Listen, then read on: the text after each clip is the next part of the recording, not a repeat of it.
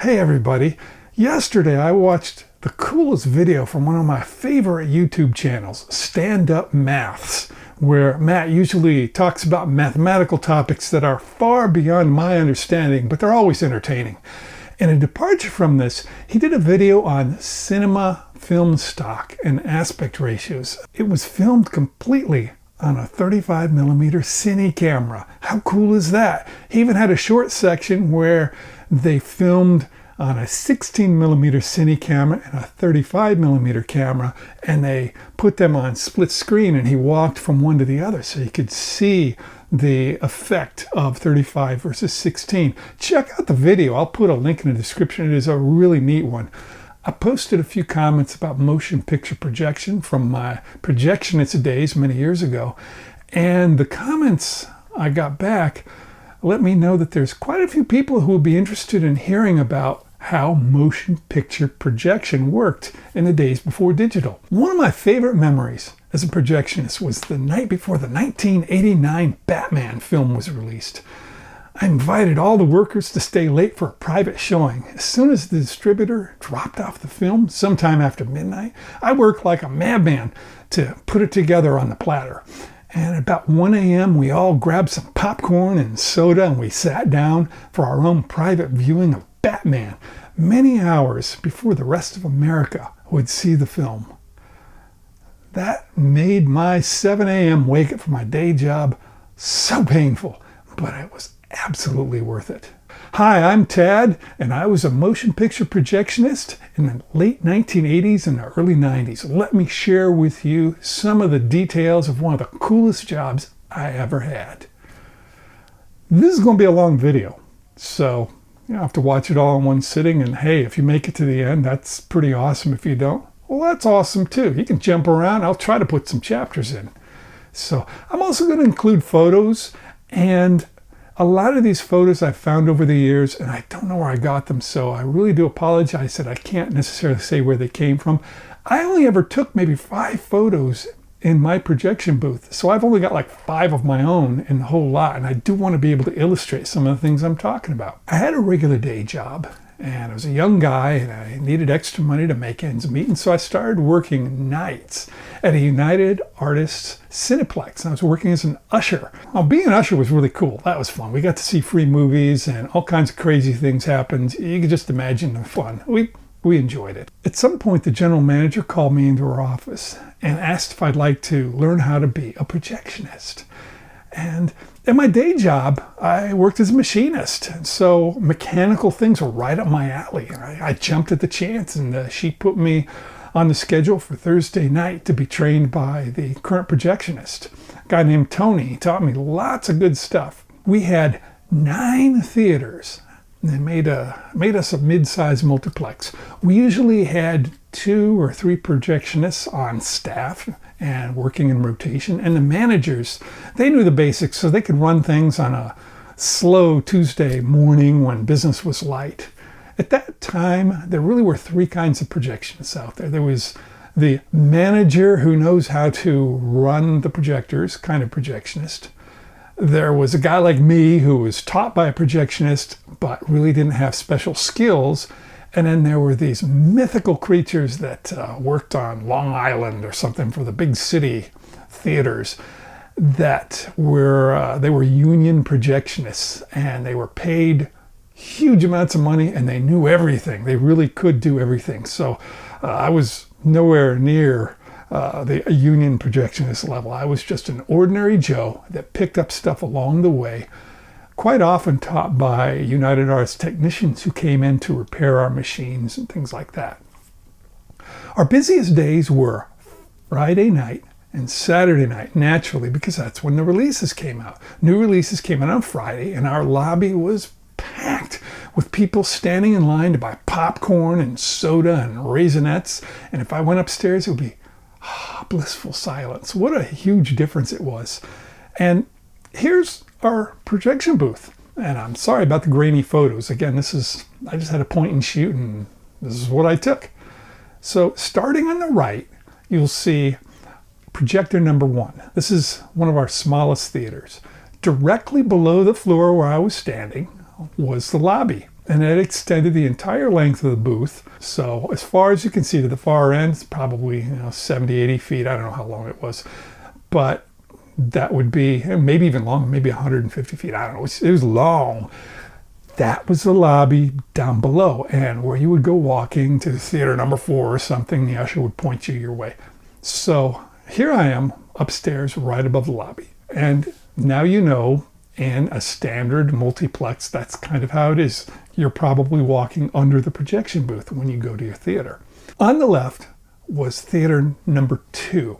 This one was our largest and had the best sound system and was capable of 70 millimeter, though we never showed 70 millimeter when I was there.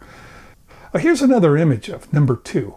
You can see a nice looking machine, clean and sharp. And you can see on the top, that's actually got a 70 millimeter sound head, something that I'll show you in a bit. Here's a grainier shot of number 2, and you can see the elaborate sound rack standing between the projector and the Platter system. The remaining projectors are number 3 through 7 on the left side, with number 7 being the same large size as number 2. Finally, on the right side at the end of the booth, we had number 8 and number 9, our other 2 small theaters. At the very end of the booth, under the center lights, you can see a hint of the sound rack for theater number 7. On the right side, between the distant number 9 and the exit sign, there were 2 workbenches, a cabinet with parts and gear, a comfortable couch with questionable stains, a coffee maker, and a small bathroom. The door led to the manager's office and a stairwell, and there was a similar stairwell on the left side of the far end between number 6 and 7.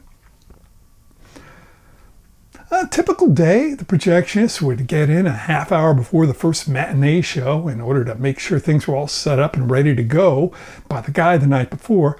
We'd do some lightweight maintenance in the slow time before the shows got going. Schedules were staggered so that no 2 movies were starting at the same time. This is partly because films have different lengths, but it's also because the projectionists couldn't conveniently start 2 projectors at the same time. In general, start times were clustered. For example, in the evenings, we would have the 7 p.m. shows and the 9 p.m. shows, with those were nominal times, with the actual show times being plus or minus 10 minutes, 15 minutes. One guy would work from noon to 6 p.m. and the other guy would work from 6 p.m. to midnight. Most weekdays, I was that 6 to midnight guy. Work was mainly threading up the projectors as the films ended and starting up the films on time.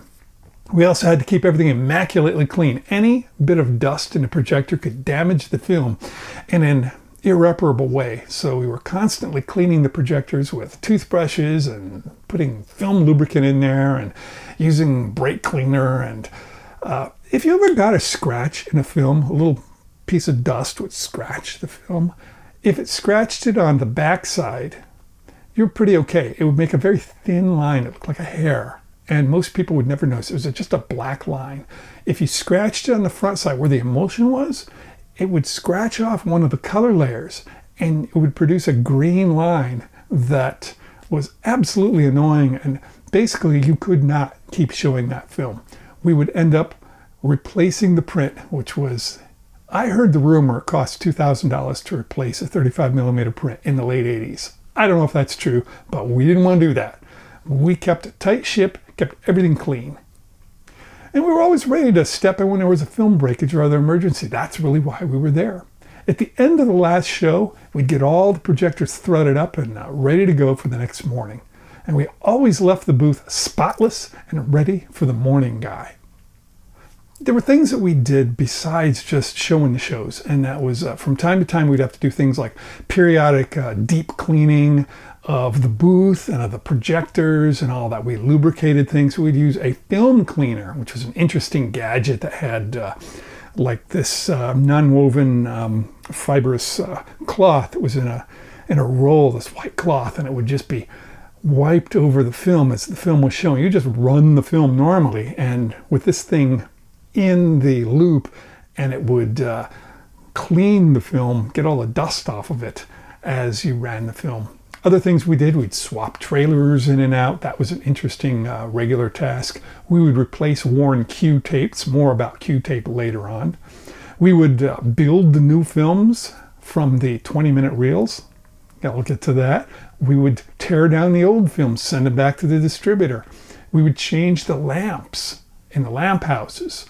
And we would, here's a funny one. I always got a kick out of this. We would change the light bulbs in the movie theaters themselves. So, you know, you're in a movie theater and you look up and you see in the ceiling, there's a light bulb. There's like 30 light bulbs up there. And you wonder, how do they ever change those light bulbs? Well, I was the guy that did that. And this is how we did it. We used a light changing pole like this, except ours was 50 feet long. And we had a head on it that looked like this with 6 little suction cups. And so the way this whole process worked was you would lick those 6 suction cups and then raise this thing up in the air and give it a quick jab and stab it onto the light that you're trying to change, and then give it the tug test, twist, hope that it didn't break off. Sometimes you would get them to break and you had to use a special tool to get the base to come out of the socket.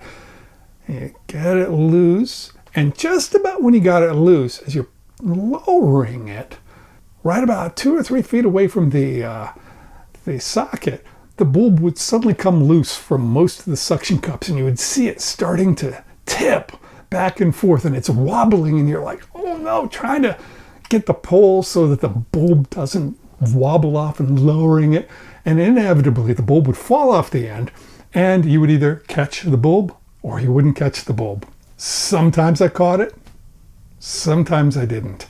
The replacement was pretty easy because all we needed to do was lick the suction cups again and then firmly affix the new clean bulb onto the suction cups, where we were able to make sure it was on there good, get that up there, put it in place, and then kind of pull the pole off to the side, and we would get it to disconnect. Not an important projectionist duty, but it was one I did and always thought it was kind of funny. And I usually ended up sweeping up small bits of broken glass after that. Let me talk about how the projectors worked and the basic components. I worked during the heyday of analog film projection with almost all aspects of the technology when they had reached maturity before the advent of digital sound and digital projection. We didn't have the 2 projector setup that you often see in old movies, though the way that movies were distributed still harkened back to the old days because they distributed them on 20-minute reels.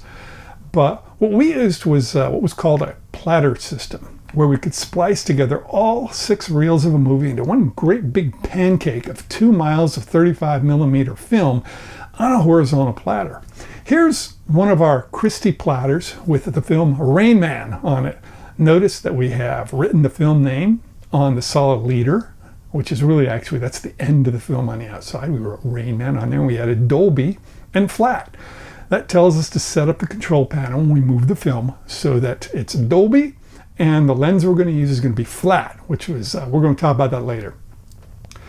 2 key advantages you get from this platter system is you don't need to ever change reels, and you don't need to rewind the film. The way the platter system functioned, the film was already set for the next show when the current show ended. As an added benefit, you see that we had a 3rd platter available. We could use that for another film. That's where we kept the Rocky Horror Picture Show or Pink Floyd's The Wall. These were films we only showed on Friday night or Saturday night at midnight. Here's a short clip of a guy threading up a movie platter. You can see where he's taking what we call the brain, this thing from the center, takes that and moves it from the old platter to the new platter.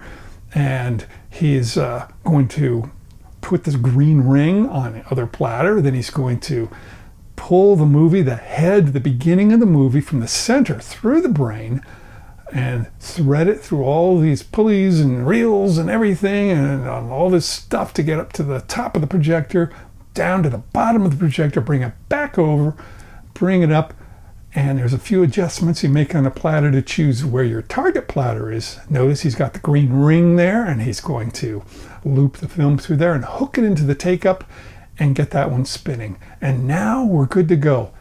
Now the projector can be threaded up. But you see, he never had to rewind anything.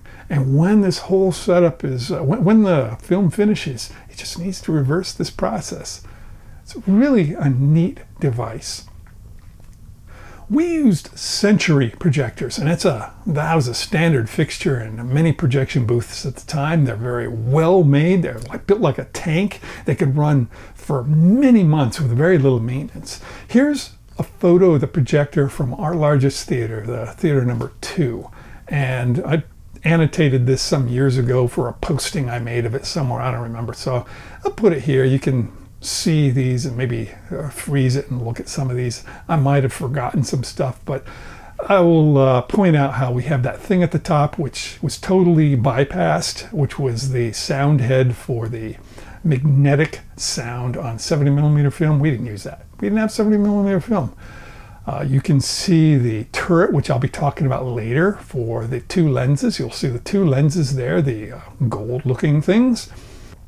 Here's a close-up of the intermittent mechanism. This is the thing that pulls the film through 4 sprockets at a time, and basically 1 frame at a time.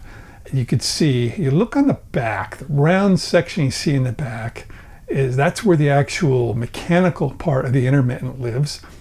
And you can see, notice there's a little glass, oil sight glass there with a red line next to it. We would check that and make sure there's always oil. This is regular maintenance to make sure these things all had oil in them. And the gate we would close by flipping that little knob on the right side, and that would shut the gate. We had to pay special attention when we were threading the films to make sure the intermittent wasn't between frames. It would stop wherever the film stopped. And so what we would do is, when we were getting ready to thread, reach down to the motor, manually turn the motor until you saw that intermittent sprocket flip, and then turn the motor a little bit more. Now you know you're right on a frame and you can load everything up, thread it, and it's framed properly.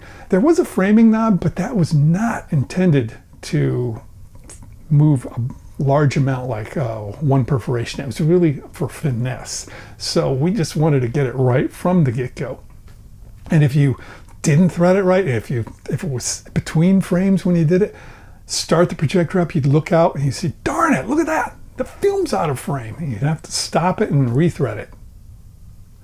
Here's a photo of the backside of somebody else's grotty looking projector, and you can see these helical gears control all the sprockets in the projector. The motor is driving that horizontal shaft. The vertical shaft, called the main shaft, is driving everything else. And it was a regular maintenance thing for us to go back there with brake cleaner and clean everything out, get all the dust bunnies out, and then put some heavy grease on all of those gears. We did that maybe once a week. We didn't mess around much back here, though. If there was ever an issue here, then we would have United Artists technicians come and do the work. Most common issue was backlash showing up in those helical gears, and that would cause a film to jitter up and down as you're watching it. A very subtle effect. You can go weeks with it doing that and nobody would notice except the projectionist. But it required that whole shaft being replaced. And again, that was above my pay grade. So a technician would come and do that. Let me talk about the Lamphouse. Here is our number 2 projector again. And the Lamphouse is that big, huge thing that's not the projector. And that would hold the lamps. Perhaps the one part of a movie theater setup in the booth that remains relatively unchanged today. In the old days, when folks would lash up their dinosaur to the hitching post before going to see a movie, the light was produced by a carbon arc with electrodes that were constantly being consumed. These days, they use high-power xenon lamps, typically producing something like 1,500 watts or more. Here's a picture of one of them. These bulbs are scary. When they reach the end of life, they explode and they send shrapnel everywhere. We tried to avoid letting them ever reach the end of life. There's more on that later. The sound system was, that was pretty awesome too. 4 of our theaters had advanced sound systems, with our 2 main theaters having these imposing audio racks that contained tons of cool audio gear. Here's that picture again I showed you of number 2, and you could see that's a 7-foot tall audio rack. Imagine the awesomeness that rack could produce. We didn't actually do anything except turn up the volume or down on it. Technicians handled all the fine settings. That had all of our Dolby stuff, THX, whatever we had in there. It was in that panel. The windows in the booth were all soundproof. nobody could listen to the movies all running at once. It just would drive you crazy. And you would push one side of the window and it would pivot, and you could listen, you poke your head in there and listen, but we would normally leave them shut. And we had a little monitor speaker we could listen to, we could turn it up. If you wanted to watch a movie, you could, but those projectors were loud. So nobody wants to sit next to a projector and watch a movie. Though I did, when I was bored, I might have watched a few. The speakers, they were not where you think they are. Most people see those speakers on either side of the theater and think, oh, yeah, those are the speakers. That's where the sound's coming from. No, the sound's coming from right in front of you. The big speakers in a movie theater are right behind the screen. The screen's got a million little tiny holes in it. And if you were to crawl under the curtain at the front of the house and go up and look, stand up, you'd be standing in front of a stack of speakers. It looks like it's from a rock concert. That's where all the sound is coming from. I remember when we had the movie Born on the 4th of July showing in our biggest theater. I used to crank up the sound on action movies. People would ask for the sound to be turned up, and I liked to crank it up on action movies. And that was an action movie. It was a war movie, Vietnam War. And there was a few war scenes in it. And one day, when that was showing, I'm making my rounds. I'm going by, looking, everything's in focus, nothing's... And I noticed this weird visual artifact. There were these rings. I could see very subtle rings on the screen. And I'm thinking, what's wrong? That's not focused. What could possibly be making that? Then I realized it looked like ripples of water from a stone being dropped in a pond. What it was the screen was flopping back and forth because of the volume. Oh man, I ran downstairs, went into the theater, and it was so loud. I don't know how the audience didn't complain, but it was during a war scene, so I guess they were cool with it. I went back up and turned it down a little bit until those ripples went away. Let me talk about the automation panel, the projector control panel. That will be to the right of any one of these projectors. And it was really something out of the 1970s. It was full of relay logic and cams and little motors and stuff. It had more in common with a pinball machine than with modern digital electronics. But it had to do all these different things you never think about. When a movie starts, you think, well, just start the projector. Well, no, it would be a little more like this. You press the button to start the projector. The motor starts. A few seconds later, the lamp ignites. It goes, comes on. Then this fire shutter opens. The audio gets turned on, and then the house lights are dimmed halfway. And then the trailers and the promos, they all play. After the trailers and promos play, there was a metal Q-tape going across the width of the film that would hit a couple contacts, and that would tell the automation that, oh, trailers are done. So the house lights would dim all the way. If needed, the lens turret would rotate to swap between those two lenses I showed you to switch from flat to scope, and the sound would go to Dolby if that was needed. When the credits started to roll, we would have a metal Q-tape on the edge of the film that would tell the projector that the feature is ending, and then that would cause the house lights to come up halfway. Then when the film was very close to the end, when it was past everything, all the film stuff, we had yet one more piece of Q-tape on the other edge of the film, and that would tell the projector that the film is completely over.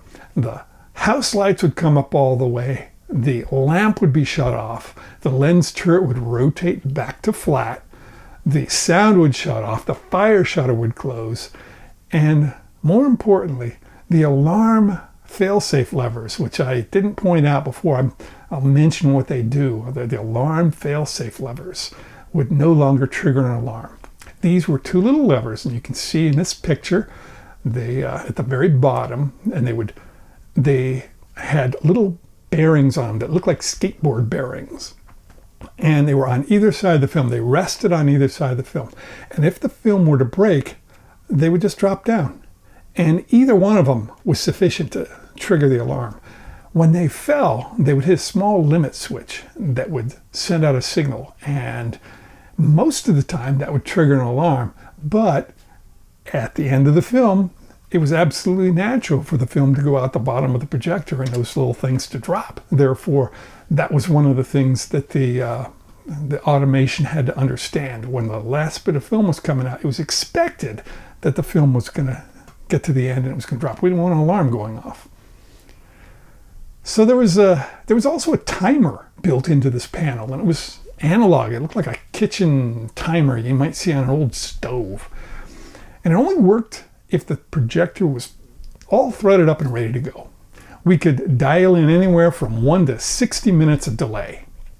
And when the timer hit 0, the projector would start, just as if we'd pressed the start button. We didn't use it that much, though. It was pretty scary to use because you're sailing pretty close to the wind when you're using those, because there are lots of little things that might not work. The lamp might not ignite. The picture might come on out of frame. It might be blurry. There could be a whole bunch of other issues. So we really didn't use those unless we had absolute necessity, like we had shows that were scheduled too closely to each other, or maybe we had to be somewhere else.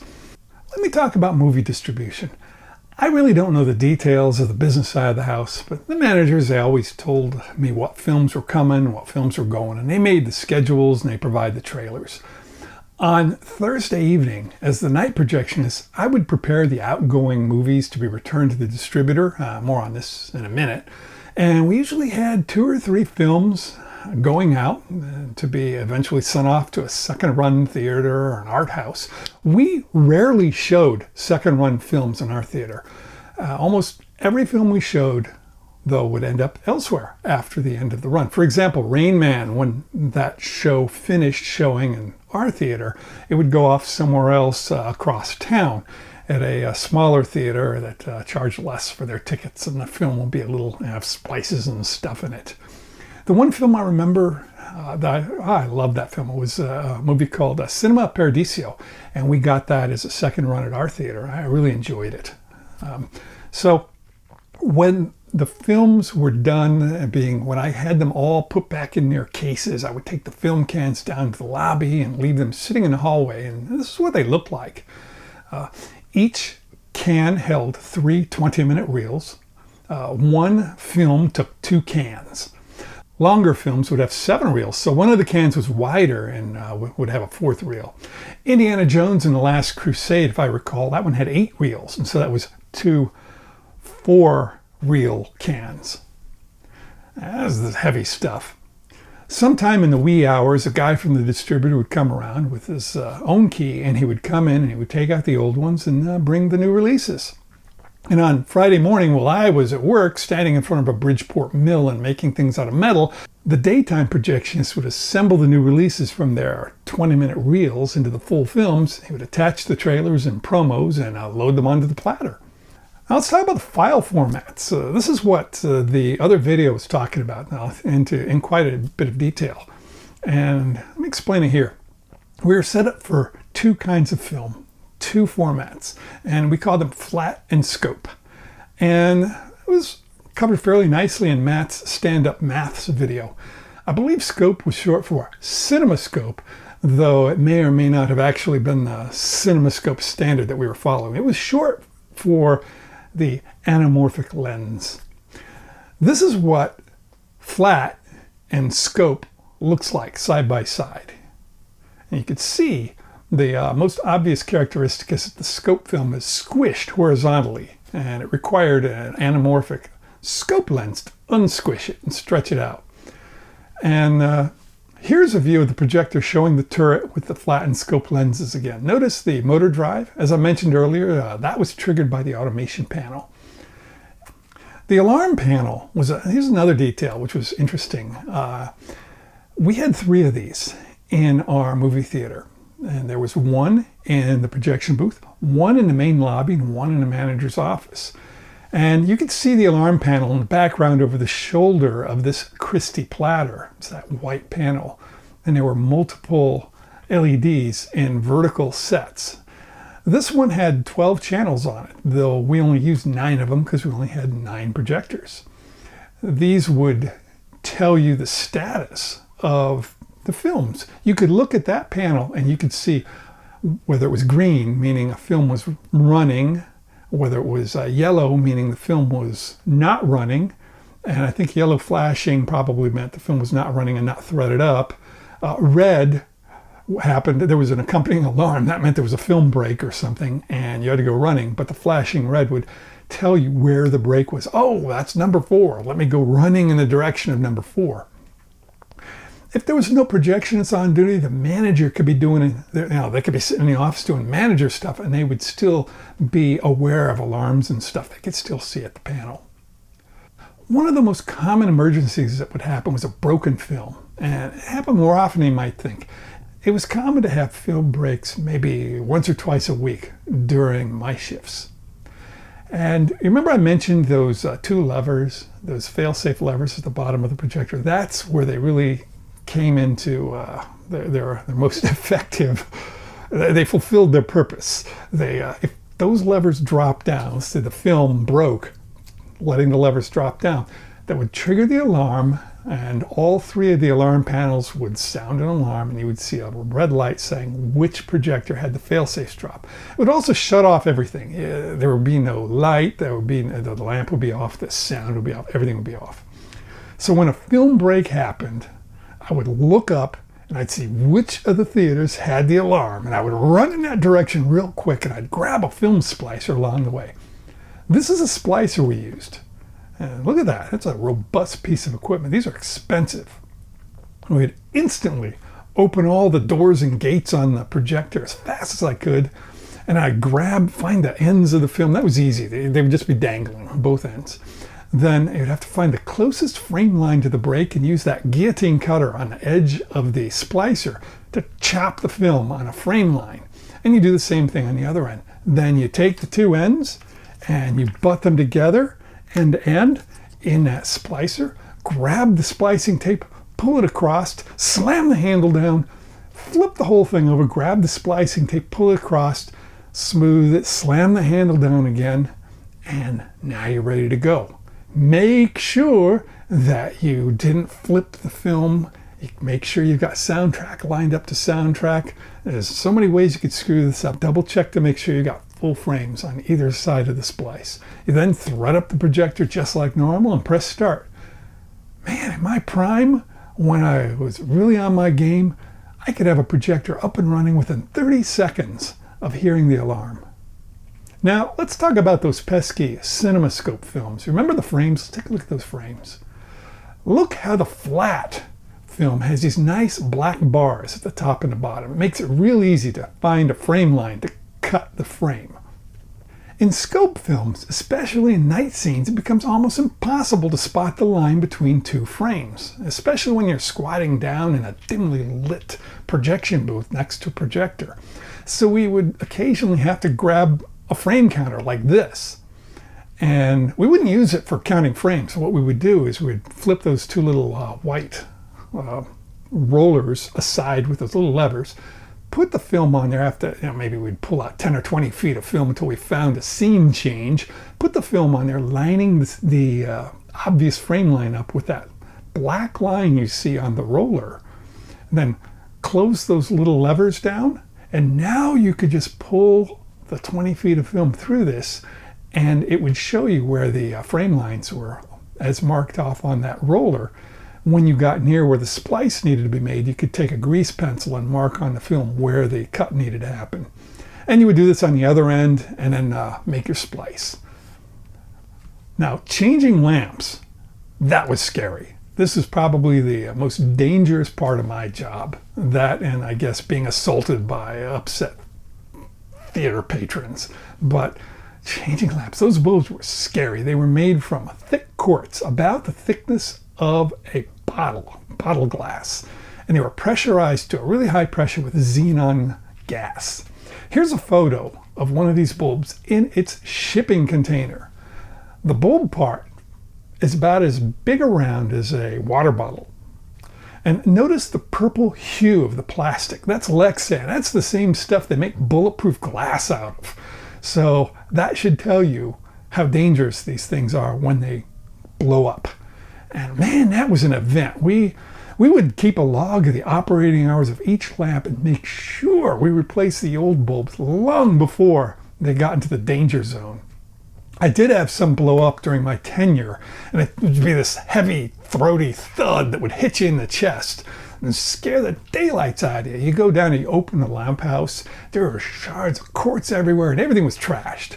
There was a salad bowl, mirrored reflector at the bottom that was always scratched and dinged up.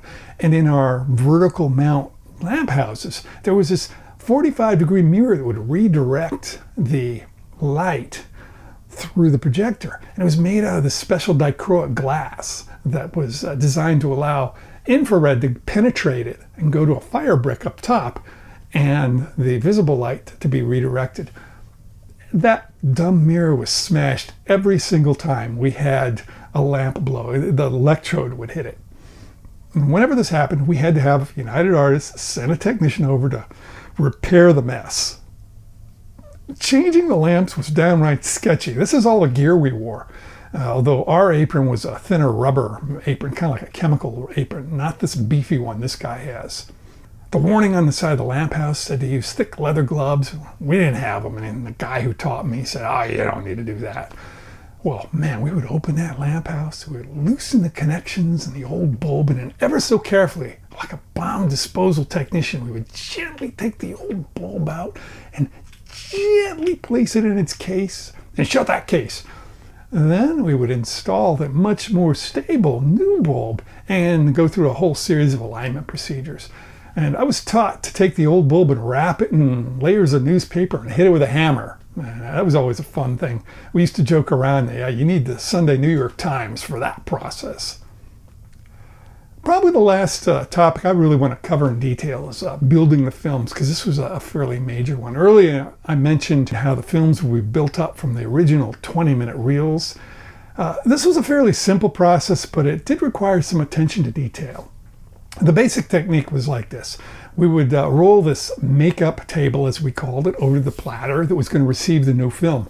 And we would plug the table into the platter, and it would control the platter. This is another brand. This is not Christie, but it's really hard to find these images online these days. But you could see a little table, and it's got a little rheostat, and that will control the platter. You can then take a 20-minute reel or even a 60-minute reel, which comes later, and you can put it on that makeup table and then use the control to load it onto the platter. So we would load everything needed onto the platter, starting with framed leader, then trailers, and then the "please don't act like you were raised by wolves" messages and the "visit our snack bar" promos. We would then clip the head off of reel number 1 and splice the reel to the promos with a yellow splice tape so we could find the splice later when we were breaking down the film. We'd then add the metal cross cue at that point. Then we would put the whole reel onto the platter. Then we'd cut the tail off of that reel, and we'd repeat this whole process for reels 2 through 6. We'd find where the credits start, put cue tape on the inner side. That's called the inboard cue. That was going to be dim the lights one. Then we roll it all the way to the very end, clip the tail off, and we put on some robust leader at the very end that was opaque. Really strong stuff, because when the film ends, the flopping end might get chewed on a little bit. And maybe 20 feet back from that, we would put the other cue on the outboard side. That's the one that tells the projector you're about to shut off.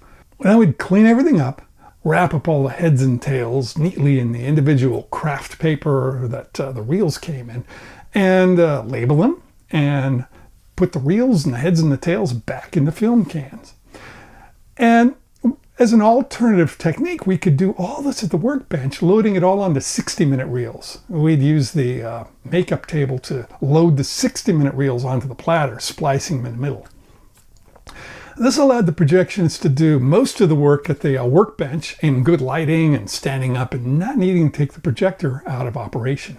Disadvantage, it took longer, and no matter how you did it with the 60-minute reel method, at some point you had to rewind stuff. In all cases, we had to be hyper vigilant about whether a film came to us heads out or tails out. One was more common than the other, I forget which, but the opposite would happen enough, so we always had to check. And if you weren't careful, you could build the film completely backwards or with one reel reversed. Here's a couple of stock photos of what the heads and the tails of the film look like. And so we would very carefully check and make sure which way the film reels were when we received them. And then Thursday night, I would tear down the old films, and we just reverse the process. Split the films into individual reels, finding that yellow splice tape, and we'd put the heads and tails back on each reel. We would then set them out for the distributor pickup. Well, that's all I have for you now. I'm planning on doing at least one follow-up video where I'll get into some of the details of what's called an interlock setup, where you run the same film in multiple theaters. It's a really true Rube Goldberg or Heath Robinson contraption. It was just pretty scary, but it's how many of us saw the same film showing in 2 or 3 movie theaters at our local multiplex at the same time back in the 1980s. Thanks to Stand Up Maths for making such a cool video with a 35mm cine camera. That was awesome. And thank you for having the patience to watch this whole thing. That's all for today. Have an awesome day. Thank you for watching.